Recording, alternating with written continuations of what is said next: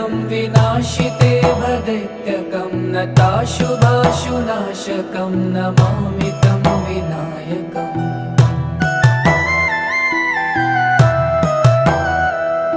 न तेतरातिभीकरं न वोदितार्कभास्वरं न मत्सुरारिनिर्जरं न तादिकापदुद्धरम्।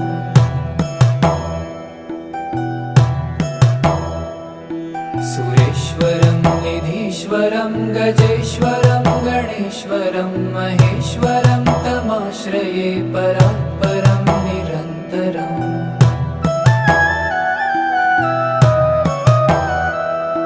समस्तलोकशङ्करं निरस्तदैत्यकुञ्जरं दरेतरोदरं वरं वरे भवक्रमक्षरम्।